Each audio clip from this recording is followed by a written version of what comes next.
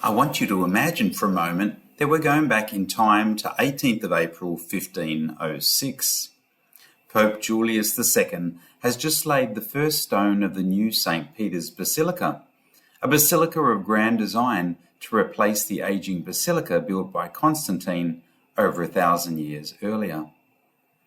When laying that first stone, he likely had no idea how long it was going to take to finish. But in those days, it didn't really matter. It was an ambitious project to build the biggest church in all of Christendom. Now imagine that you are a young, energetic 20-year-old labourer excited to be working on this most sacred of construction sites. You can't wait to see it finished so that when you attend Mass you can tell all your friends that you helped to build it. You also want to tell your children and grandchildren all the details of the bits you were responsible for. Well, brothers and sisters, sadly I must tell you that neither Pope Julius nor that imaginary 20-year-old construction worker lived to see the day when the basilica was finished. In fact, 20 popes came and went before it was completed, some of them along the way modifying the original design according to their own inspirations. Some of the most famous architects of the Renaissance also worked on it, and most of these had also died before it seemed finally dedicated around 1626, 120 years after construction commenced. Imagine working on the construction of the masterpiece that is St. Peter's and not getting to enjoy the high liturgy that we can now enjoy 400 years later. As for St. Peter's, so too for so many other grand projects of the past, such as the Great Wall of China, the pyramids, or the like. The people came and went, but the construction continued across many generations.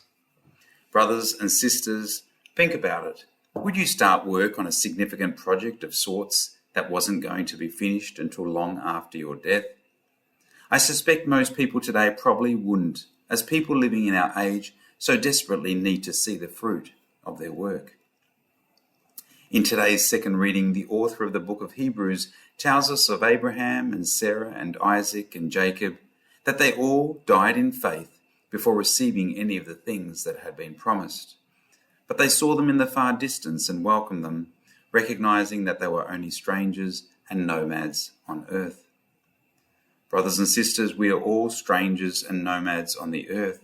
Yet how many of us act and work and live as though we'll be here forever?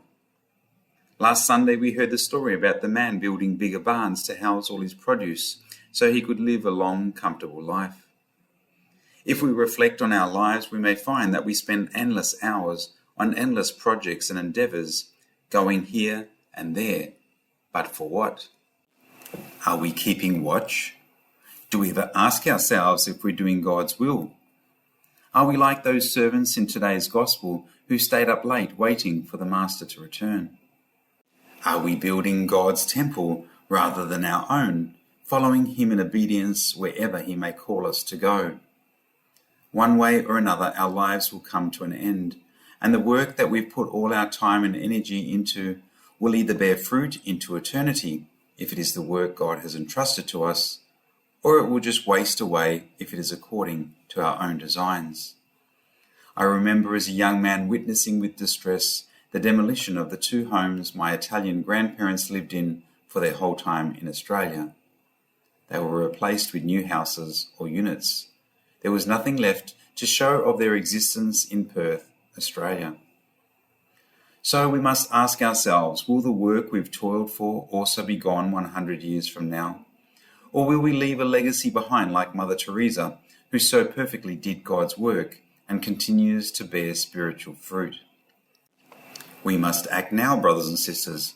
We can't leave it for tomorrow, for as Jesus says, we do not know the hour the Son of Man is coming, so we must be ready.